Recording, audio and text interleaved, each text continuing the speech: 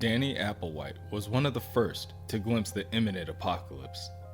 He'd always believed the end would arrive to the accompaniment of heavenly brass and thunderous percussion, not that it would slide out from the sneaky shadows. The whole thing came as something of a shock. Armageddon, the day he prophesied, had dreamed of, and hoped for, had finally arrived, and Danny couldn't summon the courage to face it. They found him dead, in a magic circle of his old photographs, records, tickets for football games.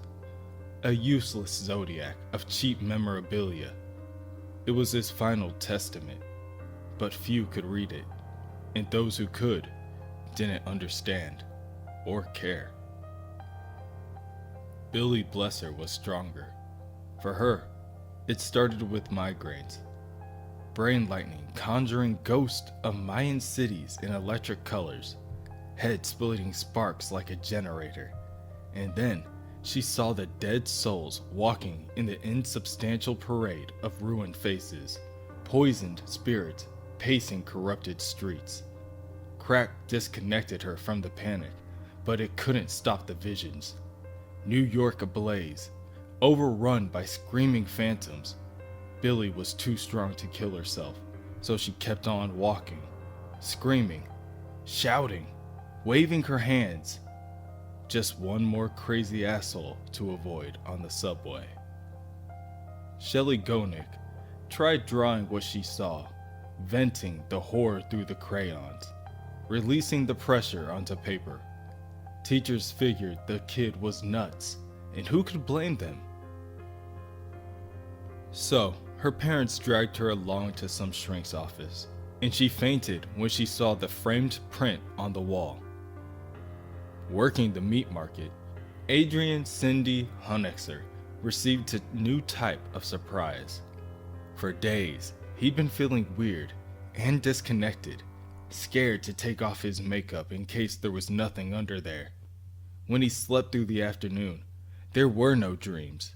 His head was a dark, unabated vault, and he realized that something, somehow, had killed his dream self. He had become his own ghost, haunting himself, lost in a city of monstrosities, stumbling across a planet of lepers, the real world peeling away to reveal the rotting topographies beneath. Adrian was dead inside for a week before they finally killed him on the streets. If you want to destroy a people, first, destroy its dreams. Generations of missionaries have lived by that noble creed. Modern man has successfully raised the imaginative landscapes of so-called primal people whole worlds over. Kill the gods first, slaughter the sacred animals, rewrite the mythologies, and build roads through holy places. Do all this and watch the people decline. Without souls, they soon die, leaving dead shells, zombie cultures, shambling aimlessly towards oblivion. Kipling and his lot have been experts at this sort of thing for centuries now. He just never figured that their time would end all the same. The world is destroyed, or being destroyed. Robot man can't tell what is happening, or is actually happening. Are they the only ones that can see this New York hellscape? Kipling picks up a candle to light his cigarette. Of course they are. Most children catch glimpses of it, but nearly all lunatics and sensitives can see it. They are within the Manhattan of dreams and drug visions, the city beneath the skin of reality, the inner city that is always there, but most people are unaware of it. Kipling tells the others that it's the end of the world, but nobody is going to know until it's too late and their spirits are dead. The physical apocalypse can only take place when the psychic one is well underway. New York's soul will be the first stop for the Candlemaker. His true goal is Anima Mundi, to destroy the soul of the world. Kipling digs into his duster pocket and ruffles around before pulling out a bottle of liquor. If the Candlemaker is able to destroy the soul of the world, causing the world's dream of itself to die, the world's people will have no spiritual base. Everyone will go insane and die, deprived of dreams. Which means it is up to Kipling and Cliff to defeat the Candlemaker. Well, just Cliff. It seems that Kipling has come down with a cough and is most likely ill. There is no way, in his condition, that he could be expected to take place in anything confrontational. Cliff will just have to handle himself. Luckily for him, the Candlemaker, at this point, must still be learning to deal with physical spaces. Robot Man crosses his arms and stares dully back at Kipling. The chief told Robot Man that the new android that he was working on had superhuman abilities. If the Candlemaker took over its body, then what is Robot Man expected to do? Kipling snaps back. How the hell is he supposed to know? He's not omniscient. He isn't asking Robot Man to stop the end of the world. It's already going to happen anyway in 2012. But what they can do is stop this bastard from ending it prematurely. Which is why Kipling needs Dorothy to start talking. But she doesn't know anything. No matter how many times he asks her, she doesn't know. All she knows is that it makes candles for the dead. It's what he does. He wants to kill everyone so he can make candles for them. Really? Spits Kipling. He tells Dorothy that an answer like that isn't going to fly in a situation like this. Robot Man watches the two go back and forth and is distracted when he hears someone call his name. Instantly, he recognizes the voice and swings around to see Jane. He rushes over to check on his thought-to-be-lost friend and asks her where she been. He was under the assumption that she had left to kill her dad, but then the doctor told him that her dad was dead for years. It's hard to explain, Jane begins, but she did kill him. She killed the bit of her that was him. Lisa Radley took them back to the farm where they grew up, and they killed him. They sent him packing. So that's it, Jane shrugs. She went down into the well all by herself. Cliff would have been so proud. She went down and she came back. No more crazy Jane. No more powers. Nothing. All gone. Well, more technically speaking, all the persons inside her who were once at war couldn't agree because their father hurt them so badly. They just had to realize that, and then they learned to cooperate. They're like a kaleidoscope now. There is no her. To limit themselves to one way would be to diminish their true potential. Everyone has a voice. They are a team now, and it's fantastic. The way it's meant to be. So basically, she's sane Jane now, Kipling concludes. Ton of help that will be for them coming up.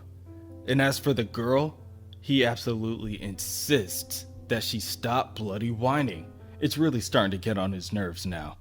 Dorothy, who was sitting on a fire hydrant, shoots a look back at Kipling, piercing right through him. She can't help it if she cries. She's scared. But that doesn't matter to Kipling. Him and her have work to do. But before they can start any of that, he has to find the bastard. Kipling once again digs in his coat pocket, this time pulling out a wind-up, chattering skull that he, in turn, winds up and places on the ground. The small mechanical device chatters as it makes its way through the city blocks lined up with burning candles until it arrives at a skyscraper. It stops chattering and Kipling picks up the skull before pointing up to the top of the building, declaring that the Candlemaker resides somewhere within its walls.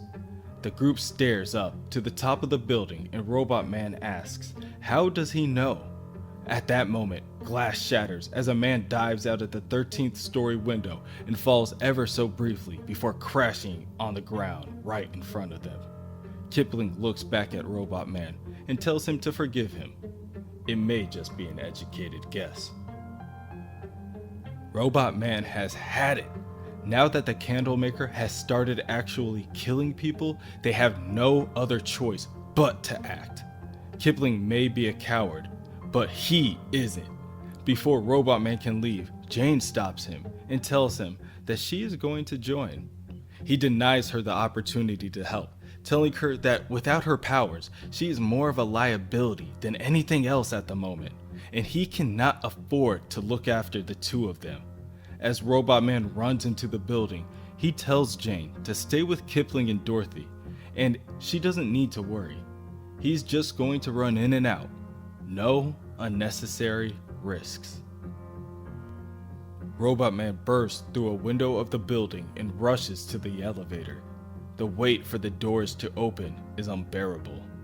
The seconds crawl into minutes before the double doors swing open. He clicks the button for the 13th floor. When he arrives, the floors and walls are already painted with blood, the viscous red liquid seeping out from under the doorways and cracks in the ceiling. Robot Man slowly steps through the area, looking through all the cracked open doors along the way, and that's when he sees him, the Candlemaker. Hunched over, but still a head taller than Cliff, the candles on its head lit with roaring embers, and its third eye transfixed on Cliff before spiraling out of control. He thought he killed Robot Man. That was Cliff's brain he crushed, wasn't it? How was Robot Man standing before him now? This isn't anything more than a trick. This is just someone trying to confuse him. He killed Robot Man, and so he should stay dead. The Candlemaker balls his hand into a fist and strikes Robot Man, sending him flying in the opposite direction until he hits a wall. Robot Man is overpowered and easily outmatched. The Candlemaker runs in for a follow-up attack and hits him again, this time slamming Robot Man against the floor. How dare Robot Man approach him? He is nothing. He is just like the rest. Not real. He's nothing. The Candlemaker picks up Robot Man by his jacket, and he prepares for one more attack before being interrupted by another familiar voice, telling him that is enough. To let Robot Man go. The Candlemaker and Robot Man look over to see none other than Larry Trainer. Rebus has arrived. And Rebus has no intention of repeating themselves. The Candlemaker peers at the strange new character wrapped in linen and waits before making his next attack. He is unfamiliar with whoever Rebus is, but they shall fall like all the rest. Before he can decide on his next move, the negative spirit emerges from Rebus and launches towards the Candlemaker, charging straight through his abdomen, leaving a hole in its wake. The Candlemaker lets out a scream in pain, and the candles atop his crown begin to dim. The Candlemaker examines the hole in his body, but the negative spirit is not done. It loops around and re-enters through the same hole it pierced. The Candlemaker collapses to the ground, clawing to pick himself back up. Green energy crackling from within him, each crackle causing him great pain, each crackle dimming his light a little more. Robot Man runs over to greet his friend Larry, asking them where they have been and why they came back. Rebus responds that they have been on the moon, and there is no reason why they came back, besides that Cliff is their friend. But while they have him, Rebus is excited to tell Cliff about the events that took place. They must tell him about the tree and the child. Robot Man tells his friend that they will have to save that talk for another day. For now, they have business to finish off. The two teammates look over to a struggling Candlemaker. Rebus tells Cliff that they understand what the Candlemaker is, and once one understands what it is, they can kill it. Robot Man isn't too sure what context Rebus is speaking in and decides to do what he can and knocks the struggling Candlemaker off balance, leaving him crippled on the floor once again. Robot Man calls out to Larry to make the final attack, but Rebus tells him that they can't. For some reason, somehow, the negative spirit is gone.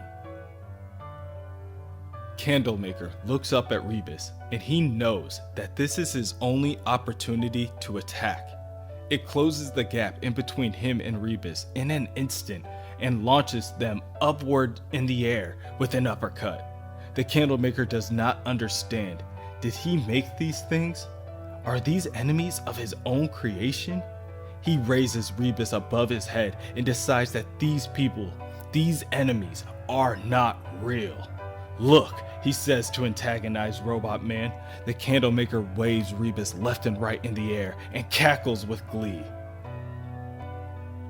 Robot Man reaches out to his friend and calls out their name, but it's too late. The candles atop of the Candlemaker's crown are engulfed with flames. This is his world. The Candlemaker is in control.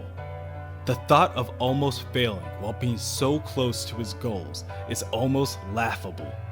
The Candlemaker's roaring cackles turn into screeches of glee as it absorbs away Rebus's essence, their soul, their inner light. And when he's finished, he chants, "Where comes a candle to light you to bed? Here comes a chopper to chop off your head."